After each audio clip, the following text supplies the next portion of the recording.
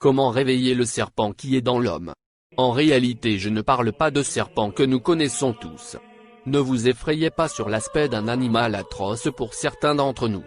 Les serpents sont des animaux à sang-froid sans pattes de la classe des reptiles, et de l'ordre des squamates. Le serpent est toujours lié à l'homme, selon les Écritures dans Genèse, il est présenté comme le diable qui incite Ève à pécher.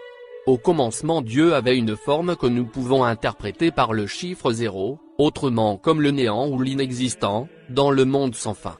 Dieu est une entité spirituelle capable de vivre dans un monde du chaos, un monde sans lumière. Un jour Dieu eut l'idée de se distraire. Avant toute chose Dieu signifia le temps par une forme zodiaque comme cercle pour limiter son étendue que nous appellerons Ouroboros, un être représentant un serpent qui se mord la queue, conçoit un temps linéaire, avec un début et une fin dont on compte 12 parties. Chaque partie possède un espace dont nous trouvons un monde spirituel des anges, démons et les humains. Tout être naissant dans ce monde-ci passe sur ce corps zodiaque et son temps est limité. Même les anges ont aussi un temps d'existence. Bizarrement, nous retrouvons cette forme serpentine à la fécondation de l'ovaire par le spermatozoïde, sinueuse, son mouvement ondulant, sa flexibilité, éventuellement par sa longueur et sa minceur, qui nous rappellent la forme d'un serpent. Chaque être humain a des énergies sous forme de serpent blanc et noir, et les laisse se réaligner de bas en haut du corps, le long d'un méridien énergétique correspondant plus ou moins à l'emplacement de la colonne vertébrale. Ces énergies contiennent 7 degrés ou chakras correspondant aux 7 péchés capitaux, à connaître, 1 l'orgueil, 2 l'avarice, 3 l'envie, 4 la colère, 5 la luxure, 6 la gourmandise, 7 la paresse d'âme. Ensuite il y a les 7 vertus capitales à connaître. 1 la foi, 2 l'espérance, 3 la charité, 4 la justice, 5 la prudence, 6 la force d'âme ou courage, 7 la tempérance. Dans cette vie chacun de nous a son choix, car dans une polarité des choses que nous devons suivre et choisir sur les 2 chemins de l'évasion spirituelle. Le serpent de lumière et celui de ténèbres. En faisant du bien, nous parvenons à faire monter ce serpent de l'énergie positive et lorsqu'il arrive au front de la tête, on devient illuminé. L'illusion tombe, la voile de l'ignorance est déchirée, tu reçois le Saint-Esprit en ayant des bénédictions, des dons, ainsi plusieurs grâces. Dieu vous inscrit dans le livre des vies. Ce Saint-Esprit sous forme de grâce et d'inspiration que l'on peut appeler le serpent de Moïse. Tout acte et péché, lorsqu'ils deviennent obsession, font appel à un démon qui nous possède et fait grandir le serpent noir négatif sous la colonne vertébrale, puisqu'il grandit et l'initiation satanique atteint son haut niveau, car vous serez radiés de livre de vie.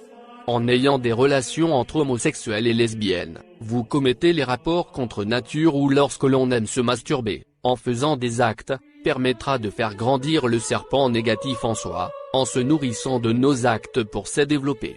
Dans le sexe, nous retrouvons des numéros ou des codes cachés, qui seront propagés dans le monde satanique et le monde de sorciers. Ils prennent tes chances, ton étoile et savent à ton sujet, comme Adam et Lilith et Ève et Samaël qui ont fait des actes contre nature et ont détruit ce monde. Par contre, les actes sexuels responsables et consentis peuvent conduire à l'éveil spirituel. Même Jésus s'accoupla avec une déesse en Égypte dans une pyramide de Képhren après un enseignement par Marie, sa maman. Dieu par le Saint-Esprit eut Jésus avec Marie. Lorsque nous créons une image par la force de la pensée, nous fabriquons un démon. Nous produisons des enfants dans un monde mental à cause de la masturbation. Ainsi, nous mettons nos obstacles même sans l'aide du diable. En ignorant le danger du sexe, nous anéantissons nos vies simplement. Ce serpent doit être réveillé pour permettre l'homme à atteindre l'éveil spirituel. Alors comment faire ? Vous pouvez de temps en temps passer à la méditation et à l'abstinence d'une durée de 45 à 81 jours ou si le temps le permet selon votre courage et votre dynamisme, allez jusqu'à 120 jours pour la purification. Voici quelques conseils et le schéma à suivre pour cette abstinence. Positionnez-vous les yeux fermés face à l'est, aspirez l'air par le nez, sans le refouler et maintenez votre souffle.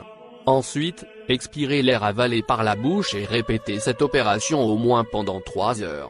Visualisez une lumière pénétrant votre corps par la tête, tout le corps par la colonne vertébrale. Après cette expérience enrichissante réussie, vous pouvez activer le Kundalini pour votre éveil positif.